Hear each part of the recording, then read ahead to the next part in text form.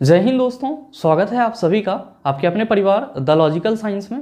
मैं हूं आलोक सिंह आतिश और आज के इस वीडियो सेशन में हम लोग डिस्कस करने वाले हैं ग्रुप डी साइंस न्यूमेरिकल के 27वें क्लास की। जी हां दोस्तों, इससे पीछे के वीडियो सेशन में हम लोगों ने ग्रुप डी साइंस न्यूमेरिकल का 26वां क्लास देखा था, जहां पे हम लोगों ने साउंड न्यूमेरिकल को कंप्लीट करा था। दोस्तों आज के इस वीडियो सेशन में हम लोग हीट एंड टेम्परेचर से संबंधित पूछे गए न्यूमेरिकल क्वेश्चन को सॉल्व करेंगे। मेरे मित्र, आप सभी ध्यान में रखेंगे कि हाल के वर्षों में जो रेलवे एग्जाम में हीट एंड टेम्परेचर से संबंधित न्यूमेरिकल क्वेश्चन पूछे गए हैं वो बिल्कुल ही इजी और बेसिक लेवल के हैं, जिसको आप आसानी से सॉल्व कर सकते हैं। बस जरूरत है आप सबों के पास एक बेहतरीन कंसेप्ट होने का, जो कि आपको आज के इस सेशन से मिल जाएगा। साथ ही आपकी जानकारी के लिए बताना चाहूंगा कि आज के इस सेशन का जो भी क्वेश्चन है उसका PDF आपको कहाँ मिलेगा, ये हमारे टेलीग्राम ग्रुप से मिल जाएगा, जिसका लिंक मैंने नीचे डिस्क्रिप्शन में डाल दिया है। आप वहां से जाकर के ले सकते हैं। साथ ही अगर आप में से कोई मित्र चाहते हैं बचे हुए समय में साइंस को रिवाइज करना, तो आप जुड़ सकते हैं हमारे साथ इस अर्जुना बायो बैच में और लक्ष्य फिजिक्स केमिस्ट्री बैच में। दोस्तों इस बैच से संबंधित किसी भी तरह की जानकारी के लिए आप दिए गए नंबर पर कॉल या व्हाट्सएप कर सकते हैं। बहरहाल आइए अपने सेशन की शुरुआत करते हैं और चलते हैं पहले क्वेश्चन की तरफ। आपका जो पहला क्वेश्चन है आज के इस सेशन का, क्वेश्चन नंबर 1, बड़ा ही आसान सा सवाल आपसे पूछा जा रहा है कि 273 केल्विन का मान क्या है। ऑप्शन दिया हुआ है 100 केल्विन, दूसरा ऑप्शन है 10 केल्विन, तीसरा ऑप्शन है 10 डिग्री सेल्सियस, चौथा ऑप्शन है 0 डिग्री सेल्सियस। क्या होगा इसका आंसर? आपसे क्वेश्चन करा जा रहा है कि 273 केल्विन का मान कितना होता है, या आप ये भी समझ सकते हैं कि आपसे पूछा जा रहा है कि 273 केल्विन इक्वल टू व्हाट, यानी कि 273 केल्विन किसके बराबर होता है। मेरे मित्र, आप सभी क्या कहेंगे? आप सभी कहेंगे कि गुरुजी हम सबों को मालूम है कि ताप यानी कि टेम्परेचर को मापने के लिए हमारे पास टोटल कितने स्केल हैं? आप कहते हैं 5 स्केल हैं। कौन कौन सा? तो आप सभी कहते हैं कि गुरुजी डिग्री सेल्सियस है, डिग्री फ़ारेनहाइट है, केल्विन है, फिर क्या है तो रूमर है, और फिर क्या है रैंकिन है। ये टोटल क्या है तो 5 स्केल हैं। किसके लिए? तो ताप को मापने के लिए, टेम्परेचर को मापने के लिए। लेकिन हम लोग अपने डेली लाइफ में इन सभी स्केल में से 3 ही स्केल का उपयोग करते हैं। तो आप ये कह सकते हैं कि गुरुजी ताप मापने के लिए हमारे डेली लाइफ में सामान्यतः 3 स्केल का उपयोग किया जाता है, और वो 3 स्केल कौन कौन सा है? तो डिग्री सेल्सियस, डिग्री फ़ारेनहाइट और केल्विन। तो आप सभी हमेशा ध्यान में रखेंगे कि ताप मापने के लिए जो आप अपने डेली लाइफ में 3 स्केल का उपयोग करते हैं वो कौन कौन सा है? डिग्री सेल्सियस, डिग्री फ़ारेनहाइट और केल्विन। आप सभी ध्यान में रखना कि ताप का SI यूनिट क्या होता है। ताप का SI यूनिट क्या होता है? तो आप सभी कहेंगे कि गुरुजी केल्विन होता है, जिसको हम लोग किससे रिप्रेजेंट करते हैं? K से रिप्रेजेंट करते हैं। साथ ही आप सभी ध्यान में रखेंगे कि डिग्री सेल्सियस में हम लोग न्यूनतम तापमान कितना लेते हैं? डिग्री सेल्सियस में हम लोग न्यूनतम तापमान 0 डिग्री सेल्सियस को मानते हैं, और डिग्री फ़ारेनहाइट में हम लोग मिनिमम टेम्परेचर यानी कि न्यूनतम तापमान कितना लेते हैं? 32 डिग्री फ़ारेनहाइट लेते हैं। और केल्विन स्केल में हम लोग न्यूनतम तापमान कितना लेते हैं? आप कहेंगे कि गुरुजी 273 केल्विन लेते हैं। ध्यान दीजिएगा कि डिग्री सेल्सियस और केल्विन में क्या होता है? एक रिलेशन होता है, संबंध होता है। आप कहेंगे वो संबंध क्या होता है? तो आप सभी ध्यान में रखना कि डिग्री सेल्सियस और केल्विन में जो आपका संबंध होता है वो होता है कि 0 डिग्री सेल्सियस 273 केल्विन के बराबर होता है। जब भी आपसे कोई ये पूछे ये बताओ कि डिग्री सेल्सियस और केल्विन में क्या रिलेशन होता है, आप कहेंगे 0 डिग्री सेल्सियस जो है वो 273 केल्विन के बराबर होता है। क्वेश्चन आपसे क्या पूछा जा रहा है? क्वेश्चन आपसे पूछा जा रहा है कि 273 केल्विन का मान क्या होगा। आप कहेंगे कि सर जब आप यहाँ पे ये कह रहे हैं कि डिग्री सेल्सियस और केल्विन में जो रिलेशन है वो ये बता रहा है कि 0 डिग्री सेल्सियस 273 केल्विन के बराबर होता है, तो जाहिर सी बात है कि 273 केल्विन किसके बराबर होगा? 0 डिग्री सेल्सियस के बराबर होगा। तो अब आप बताइए कि आपके इस क्वेश्चन का सही आंसर क्या हो जाएगा? आप सभी कहेंगे कि Guruji option number D is the right answer of this question. हमेशा ध्यान में रखेंगे कि डिग्री सेल्सियस में मिनिमम टेम्परेचर कितना लेंगे? 0 डिग्री सेल्सियस। फ़ारेनहाइट में कितना लेंगे हम लोग मिनिमम टेम्परेचर? आप कहेंगे 32 डिग्री फ़ारेनहाइट। और केल्विन स्केल में तो आप कहेंगे 273 केल्विन। और डिग्री सेल्सियस और केल्विन में क्या रिलेशन होगा? आप कहेंगे 0 डिग्री सेल्सियस जो है वो 273 केल्विन के बराबर होता है। उम्मीद करते हैं समझ पाए होंगे। चलते हैं अगले क्वेश्चन की तरफ। आपका जो अगला क्वेश्चन है, क्वेश्चन नंबर 2, क्या पूछा जा रहा है आपसे? आपसे पूछा जा रहा है कि सेल्सियस और केल्विन तापमान के बीच क्या संबंध है। ऑप्शन दिया हुआ है 37 degree Celsius equal to 273 kelvin, दूसरा ऑप्शन है 0 degree Celsius equal to 273 kelvin, तीसरा ऑप्शन है 98.6 degree Celsius equal to 273 kelvin, चौथा ऑप्शन है 0 kelvin equal to 273 degree Celsius. क्या होगा इसका आंसर? आपसे क्वेश्चन करा जा रहा है कि सेल्सियस और केल्विन में क्या संबंध होता है। आप सभी कहेंगे कि सर अभी जस्ट हम लोगों ने पीछे के क्वेश्चन में देखा है कि डिग्री सेल्सियस और केल्विन में जो रिलेशन है वो क्या है, तो 0 डिग्री सेल्सियस जो है वो 273 केल्विन के बराबर होता है। 0 डिग्री सेल्सियस कितना के बराबर होता है, आप कहेंगे 273 केल्विन के बराबर होता है। तो आपसे जो क्वेश्चन पूछा जा रहा है उसका सही आंसर क्या होगा, आप सभी कहेंगे कि Guruji option number B is the right answer of this question. मेरे मित्र यहाँ पे आप सभी ध्यान में रखेंगे, आपके एग्जाम में कभी कभी क्वेश्चन डिग्री सेल्सियस को केल्विन में बदलने के लिए भी पूछ लिया जाता है और केल्विन को डिग्री सेल्सियस में बदलने के लिए दे दिया जाता है। तो आप सभी क्या करेंगे, बड़ा ही सिंपल तरीका अपनाएंगे। और आप सभी ध्यान में रखिएगा कि जब आपसे क्वेश्चन ये पूछा जाए कि सेल्सियस से या सेल्सियस को केल्विन में बदलना है, सेल्सियस को क्या करना है, केल्विन में बदलना है, तो आप सभी क्या करेंगे, आप सभी डिग्री सेल्सियस में 273 ऐड कर देंगे। जब आपसे क्वेश्चन ये पूछा जाएगा कि दिए गए डिग्री सेल्सियस के मान को केल्विन में बदलें, तो आप क्या करेंगे, जो दिया गया डिग्री सेल्सियस का वैल्यू होगा उसमें 273 जोड़ देंगे। साथ ही अगर आपसे क्वेश्चन ये पूछा जाए कि केल्विन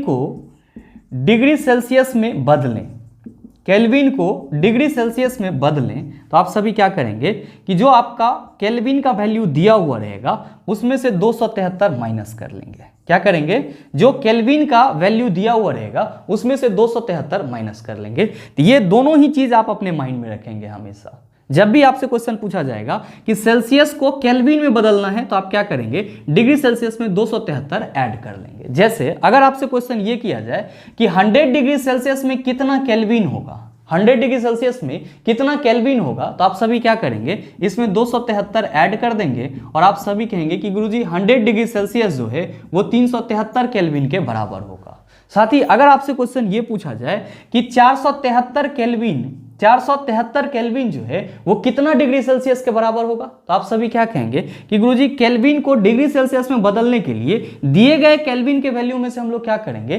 273 माइनस करेंगे। तो लीजिए यहाँ पे 473 केल्विन दिया हुआ है, इसमें से आप 273 घटा लेंगे, तो आप सभी क्या कहेंगे, आप सभी कहेंगे कि गुरुजी ये हो जाएगा 200 डिग्री सेल्सियस। कितना हो जाएगा, 200 डिग्री सेल्सियस। तो अब आपको इस तरह का कोई भी क्वेश्चन पूछा जाएगा तो मेरे ख्याल से आप उसका जवाब आसानी से दे सकते हैं। उम्मीद करते हैं आप समझ पाए होंगे। चलते हैं अगले क्वेश्चन की तरफ। आपका जो अगला क्वेश्चन है, क्वेश्चन नंबर 3, क्या पूछा जा रहा है आपसे पूछा जा रहा है कि किस तापमान पर पानी तरल एवं ठोस दोनों स्थितियों में विद्यमान हो सकता है। ऑप्शन दिया हुआ है 100 डिग्री सेल्सियस, दूसरा ऑप्शन है 0 डिग्री सेल्सियस, तीसरा ऑप्शन है -1 डिग्री सेल्सियस और चौथा ऑप्शन है -100 डिग्री सेल्सियस। क्या होगा इसका आंसर। आपसे क्वेश्चन करा जा रहा है कि पानी किस तापमान पर ठोस और द्रव दोनों स्थिति में होता है। पानी किस तापमान पर ठोस और द्रव दोनों स्थिति में होता है, तो आप सभी याद रखना कि 0 डिग्री सेल्सियस पर पानी जो है वो ठोस और द्रव दोनों कंडीशन में होता है।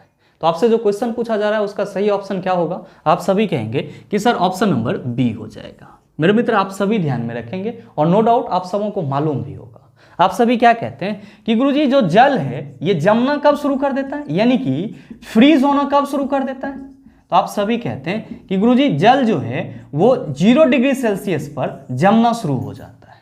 ध्यान दीजिएगा कि जब आप पानी को 0 डिग्री सेल्सियस से नीचे के तापमान पे ले जाते हैं तब ये क्या होता है, तो गुरुजी ये बर्फ में बदल जाता है। लेकिन जब आप बर्फ को 0 डिग्री सेल्सियस से ऊपर के तापमान पर ले जाना शुरू करते हैं, यानी कि 0 डिग्री सेल्सियस से थोड़ा सा भी आप टेम्परेचर बढ़ाते हैं, तो बर्फ आपका क्या होता है, पिघलना शुरू कर देता है, यानी कि जल में बदलना शुरू हो जाता है। तो इसीलिए हम सभी क्या कहते हैं कि जो पानी है यानी कि जो जल है आपका वो ठोस और द्रव दोनों स्थिति में आपको 0 डिग्री सेल्सियस तापमान पर दिखाई पड़ता है।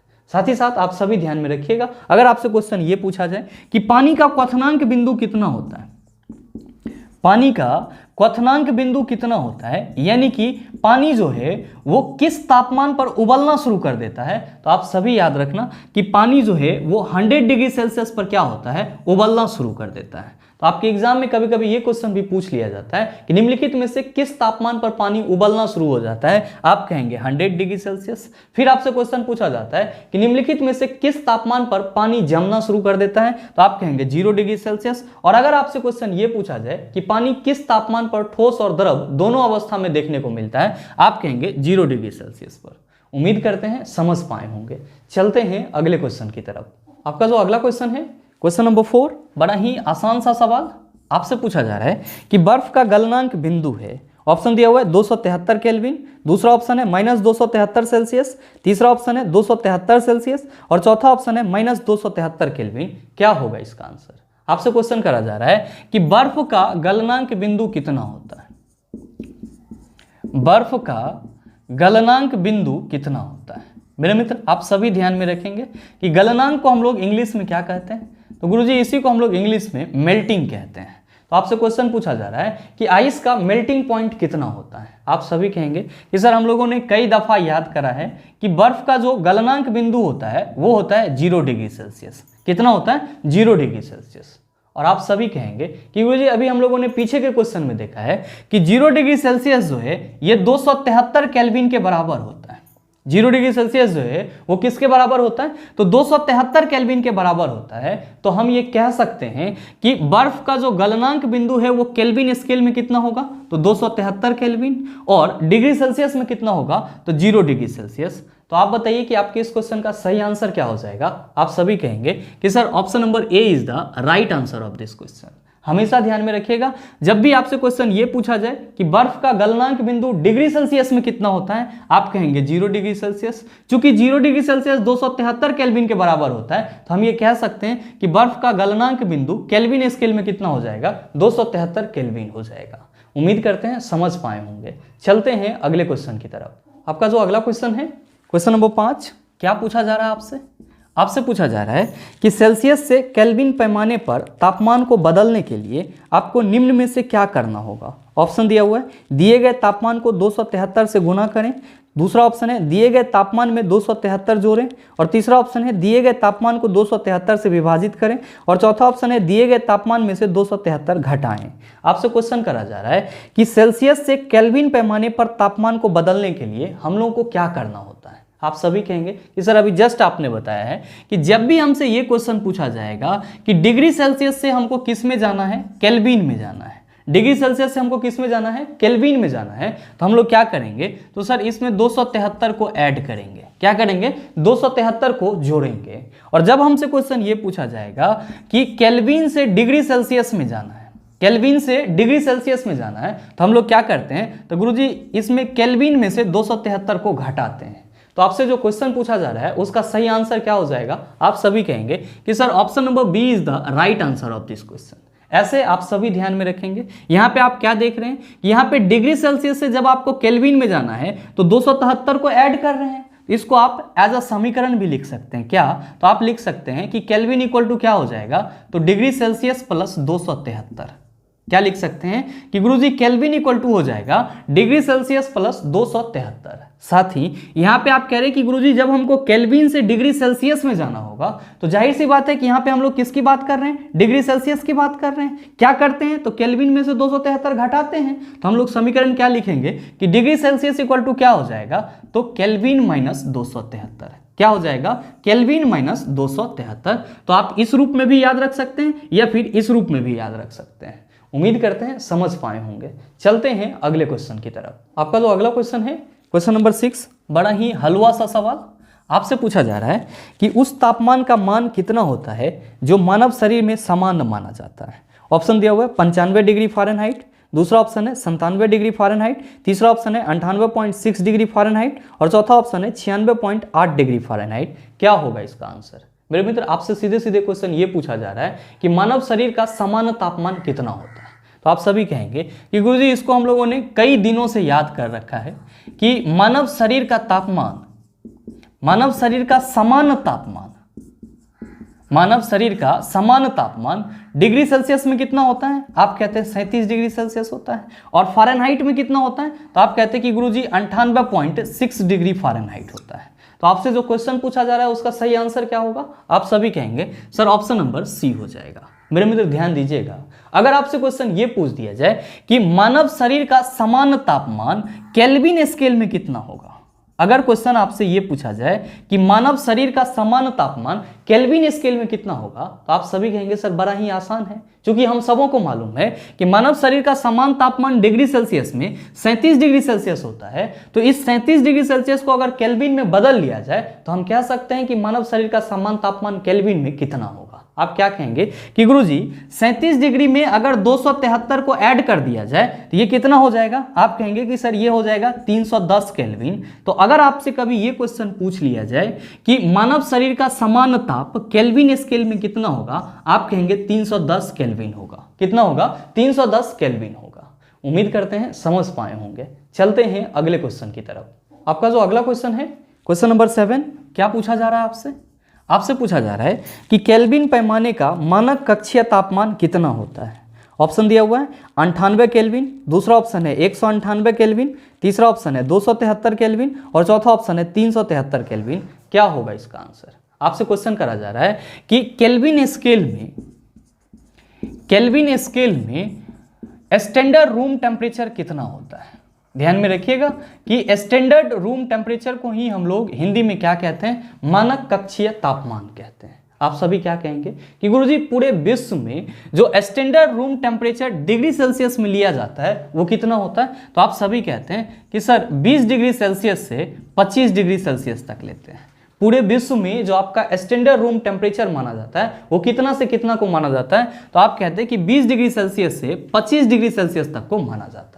आपसे क्वेश्चन क्या पूछा जा रहा है कि केल्विन स्केल में स्टैंडर्ड रूम टेम्परेचर कितना होगा। आप सभी क्या कहेंगे कि गुरुजी अगर 20 डिग्री सेल्सियस को केल्विन में बदला जाए तो हम लोग क्या करेंगे? आप कहेंगे कि सर इसमें 273 ऐड कर देंगे। तो जब आप इसको ऐड करेंगे तो ये कितना हो जाएगा? आप कहेंगे कि सर ये 3 और ये 9 और ये हो जाएगा 293 केल्विन।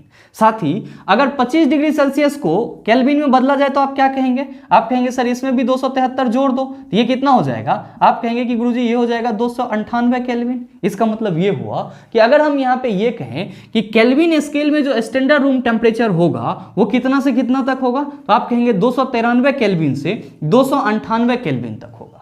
केल्विन स्केल में जो आपका स्टैंडर्ड रूम टेम्परेचर होगा वो कितना से कितना तक होगा? आप कहेंगे 293 केल्विन से 298 केल्विन तक होगा। अब हमको क्या करना है? तो अपने ऑप्शन में देखना है कि हमारे ऑप्शन में 293 केल्विन है या फिर 298 केल्विन है। ध्यान दीजिएगा कि आपका जो पहला ऑप्शन है उसमें है 98 केल्विन। आप कहेंगे सर ये ऑप्शन तो गलत हो जाएगा। आपका दूसरा ऑप्शन है 198 केल्विन। आप कहेंगे सर ये भी गलत हो जाएगा। आपका तीसरा ऑप्शन है 293 केल्विन और चौथा ऑप्शन है 373 केल्विन। आप सभी कहेंगे कि गुरुजी हमारे तीसरे ऑप्शन में जो 293 केल्विन है वही हमारे इस क्वेश्चन का क्या है? सही आंसर है। तो आपके इस क्वेश्चन का सही ऑप्शन क्या हो जाएगा? ऑप्शन नंबर सी हो जाएगा। उम्मीद करते हैं समझ पाए होंगे।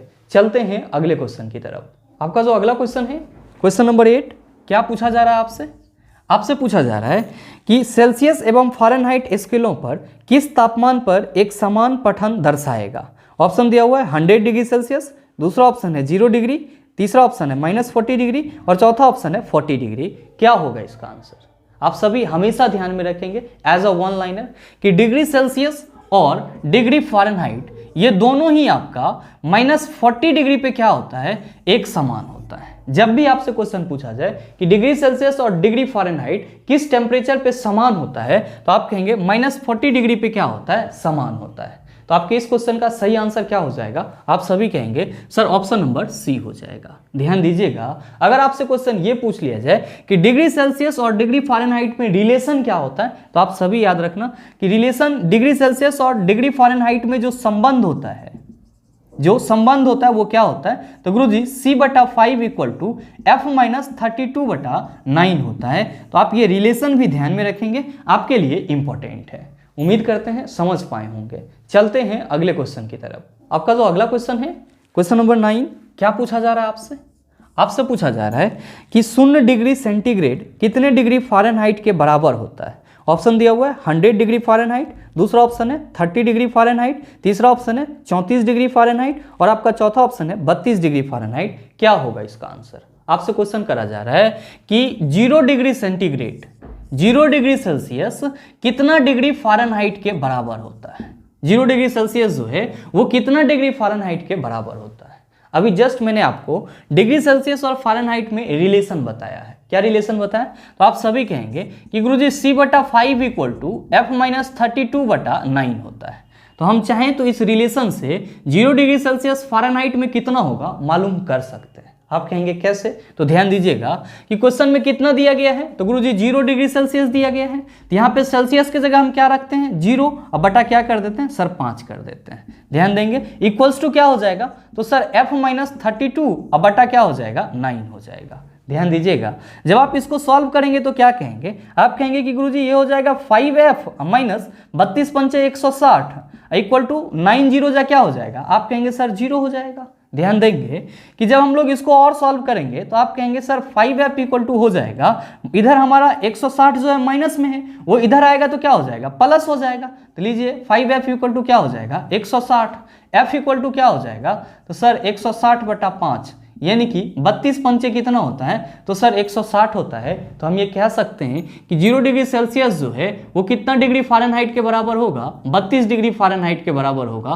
तो आपके इस क्वेश्चन का सही आंसर क्या हो जाएगा, आप सभी कहेंगे सर ऑप्शन नंबर डी हो जाएगा। मेरे मित्र ये तो हो गया आप कैलकुलेशन करके निकाले हैं तब बताएं, लेकिन आप सभी हमेशा ध्यान में रखेंगे एज अ शॉर्ट पॉइंट के रूप में मैं यहाँ पे लिख दे रहा हूँ क्या कि 0 डिग्री सेल्सियस जो है वो 32 डिग्री फ़ारेनहाइट के बराबर होता है। जब भी आपसे ये क्वेश्चन पूछा जाए कि 0 डिग्री सेल्सियस कितना डिग्री फ़ारेनहाइट के बराबर होता है, आप कहेंगे 32 डिग्री फ़ारेनहाइट के बराबर होता है। और साथ ही ध्यान में रखिएगा कि 100 डिग्री सेल्सियस जो है वो कितना डिग्री फ़ारेनहाइट के बराबर होता है, तो आप सभी याद रखना 212 डिग्री फ़ारेनहाइट के बराबर होता है। तो ये दोनों रिलेशन आप ध्यान में रखेंगे तो आपको इतना करने की कोई जरूरत नहीं पड़ेगी क्या कि 0 डिग्री सेल्सियस 32 डिग्री फ़ारेनहाइट के बराबर होता है, 100 डिग्री सेल्सियस 212 डिग्री फ़ारेनहाइट के बराबर होता है। साथ ही अगर आपसे कोई ये क्वेश्चन पूछ दे कि जरा सा ये बताओ कि डिग्री फ़ारेनहाइट में न्यूनतम टेम्परेचर कितना होगा, आप कहेंगे कि सर 32 डिग्री फ़ारेनहाइट होगा। और डिग्री फ़ारेनहाइट में मैक्सिमम टेम्परेचर कितना होगा यानी कि महत्तम तापमान कितना होगा, तो आप कहेंगे 212 डिग्री फ़ारेनहाइट। तो आप ये दो पॉइंट भी ध्यान में रखेंगे, आपके एग्जाम दृष्टिकोण से बहुत ही वैल्यूबल है। उम्मीद करते हैं समझ पाए होंगे। चलते हैं अगले क्वेश्चन की तरफ। आपका जो अगला क्वेश्चन है क्वेश्चन नंबर 10, बड़ा ही आसान सा सवाल ये भी आपसे पूछा जा रहा है कि पानी का हिमांक बिंदु डैश है। ऑप्शन दिया हुआ है 40 डिग्री फ़ारेनहाइट, दूसरा ऑप्शन है 42 डिग्री फ़ारेनहाइट, तीसरा ऑप्शन है 34 डिग्री फ़ारेनहाइट और चौथा ऑप्शन है 32 डिग्री फ़ारेनहाइट। क्या होगा इसका आंसर? आपसे क्वेश्चन करा जा रहा है कि पानी का हिमांक बिंदु यानी कि फ्रीजिंग पॉइंट डिग्री फ़ारेनहाइट में कितना होता है। मेरे मित्र आप सभी क्या कहेंगे कि गुरुजी अभी जस्ट आपने इसी सेशन में बताया है कि पानी का हिमांक बिंदु यानी कि पानी जो है वो 0 डिग्री सेल्सियस पर जमना शुरू हो जाता है। पानी कितना डिग्री सेल्सियस पर जमना शुरू हो जाता है, आप कहते हैं 0 डिग्री सेल्सियस पे, तो जाहिर सी बात है कि पानी का हिमांक बिंदु कितना हुआ 0 डिग्री सेल्सियस। और जस्ट आपने देखा है कि 0 डिग्री सेल्सियस कितना डिग्री फ़ारेनहाइट के बराबर होता है, 32 डिग्री फ़ारेनहाइट के बराबर होता है। तो आपसे जो क्वेश्चन पूछा जा रहा है उसका सही आंसर क्या होगा, आप सभी कहेंगे सर ऑप्शन नंबर डी हो जाएगा। उम्मीद करते हैं समझ पाए होंगे। चलते हैं अगले क्वेश्चन की तरफ। आपका जो अगला क्वेश्चन है क्वेश्चन नंबर 11, क्या पूछा जा रहा है आपसे? आपसे पूछा जा रहा है कि 12 डिग्री सेल्सियस पर जल की भौतिक अवस्था क्या होती है। ऑप्शन दिया हुआ है गैस, दूसरा ऑप्शन है ठोस, तीसरा ऑप्शन है द्रव, चौथा ऑप्शन है आयनिक। क्या होगा इसका आंसर?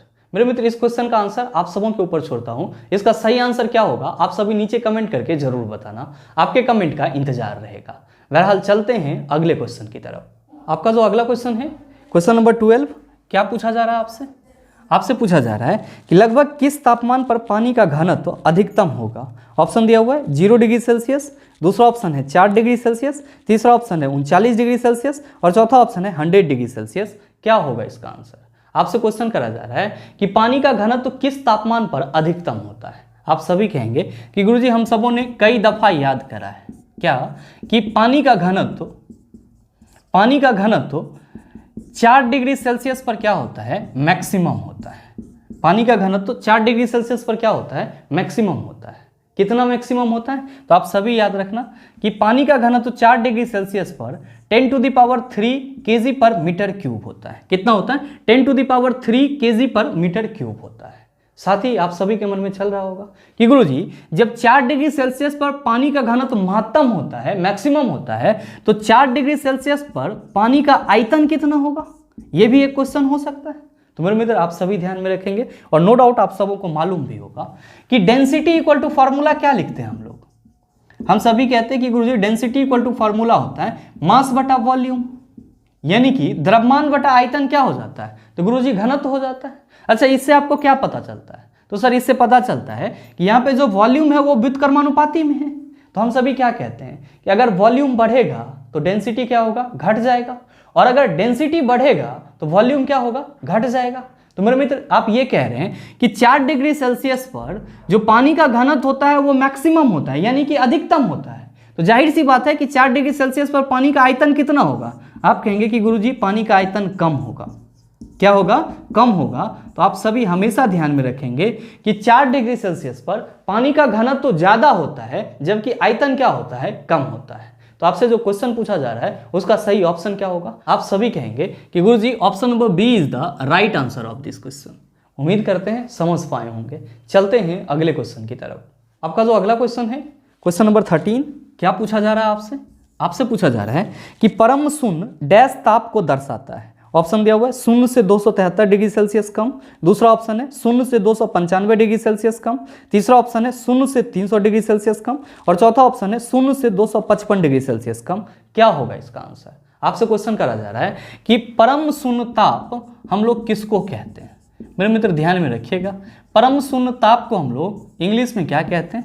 तो गुरुजी इसी को हम लोग इंग्लिश में एब्सोल्यूट जीरो टेम्परेचर कहते हैं। क्या कहते हैं, एब्सोल्यूट जीरो टेम्परेचर कहते हैं। अच्छा ये होता क्या है, तो आप सभी ध्यान में रखना कि वैसा टेम्परेचर, वैसा ताप जिससे नीचे का ताप संभव नहीं हो, जिससे नीचे का ताप संभव नहीं हो, क्या कहलाता है, परम शून्य ताप कहलाता है। अच्छा परम शून्य ताप का वैल्यू हम लोग कितना लेते हैं, तो आप सभी ध्यान में रखना कि केल्विन में हम लोग 0 केल्विन लेते हैं। अगर डिग्री सेल्सियस में बात करते हैं तो -273 डिग्री सेल्सियस लेते हैं। तो आप ये चीज हमेशा ध्यान में रखेंगे कि परम शून्य ताप हम लोग वैल्यू कितना लेते हैं, 0 केल्विन या फिर -273 डिग्री सेल्सियस। साथ ही ध्यान में रखिएगा कि परम शून्य ताप पर गैस के अणुओं की गति क्या हो जाती है, शून्य हो जाती है। और जैसे ही गैस के अणुओं की गति परम शून्य ताप पे शून्य होती है तो यहाँ पे आपको क्या मिलता है, तो गुरुजी परम शून्य दाब मिलता है। तो आप ये चीज भी ध्यान में रखेंगे कि परम शून्य ताप पर जो गैस के अणुओं की गति होती है वो शून्य हो जाती है, जिस वजह से यहाँ पे हम लोगों को क्या मिलता है, परम शून्य दाब मिलता है। हालांकि आपसे क्वेश्चन क्या पूछा जा रहा है, क्वेश्चन पूछा जा रहा है कि परम शून्य डैश ताप को दर्शाता है। पहला ऑप्शन दिया हुआ है 0 से 273 डिग्री सेल्सियस कम। मेरे मित्र आप सभी क्या कह रहे हैं कि गुरुजी परम शून्य ताप का वैल्यू हम या तो 0 केल्विन लेते हैं या फिर -273 डिग्री सेल्सियस। तो ये -273 डिग्री सेल्सियस क्या है, आप कहेंगे 0 डिग्री सेल्सियस से 273 डिग्री सेल्सियस कम है। तो आप कहेंगे सर इस हिसाब से तो हमारे इस क्वेश्चन का आंसर पहला ही ऑप्शन हो जाएगा। बिल्कुल सही सोच रहे हैं, आपके इस क्वेश्चन का सही आंसर क्या हो जाएगा, ऑप्शन नंबर ए हो जाएगा। उम्मीद करते हैं समझ पाए होंगे। चलते हैं अगले क्वेश्चन की तरफ। आपका जो अगला क्वेश्चन है, क्वेश्चन नंबर 14, क्या पूछा जा रहा है आपसे। आपसे पूछा जा रहा है कि एक अल्कोहल का क्वथनांक 78 डिग्री सेल्सियस है, केल्विन पैमाने पर तापमान कितना होगा। ऑप्शन दिया हुआ है 78 केल्विन, दूसरा ऑप्शन है 341 केल्विन, तीसरा ऑप्शन है 373 केल्विन, चौथा ऑप्शन है 351 केल्विन। क्या होगा इसका आंसर। आपसे क्वेश्चन करा जा रहा है कि अल्कोहल का जो क्वथनांक है वो 78 डिग्री सेल्सियस है, तो केल्विन में ये टेम्परेचर कितना होगा। आप सभी कहेंगे सर बड़ा ही सरल है, इसमें 273 ऐड कर दीजिए, हमारा आंसर आ जाएगा। तो लीजिए जब हम लोग इसमें 273 ऐड करेंगे ये हो जाएगा 8 3 11, 7 7 14, 1 15, 2 1 3, यानी कि जो आपका 78 डिग्री सेल्सियस है ये केल्विन में कितना हो जाएगा, 351 केल्विन हो जाएगा। और आपके इस क्वेश्चन का सही आंसर क्या होगा, आप सभी कहेंगे सर ऑप्शन नंबर डी हो जाएगा। मेरे मित्र आपके इसी क्वेश्चन के साथ जो हीट एंड टेम्परेचर से संबंधित पूछे गए न्यूमेरिकल था वो पूरी तरह से कंप्लीट होता है। और मेरे ख्याल से अगर आपको इस टाइप का कोई भी क्वेश्चन अब दे दिया जाए तो आप उसका जवाब आसानी से दे सकते हैं। साथ ही उम्मीद करते हैं कि ये वीडियो आपको अच्छा लगा होगा। अगर आपको वीडियो अच्छा लगा तो वीडियो को लाइक कीजिएगा, ज़्यादा से ज़्यादा शेयर कीजिएगा, और हाँ अगर आप चैनल पे नए हैं तो सब्सक्राइब करके बेल आइकन दबा लीजिएगा ताकि इस तरह के एग्जाम रेलेवेंट वीडियो सबसे पहले आपके पास पहुंचे और आप उसको सबसे पहले देख पाओ। मिलते हैं फिर अगले वीडियो सेशन में, तब तक के लिए best of luck, thank you, have a nice day.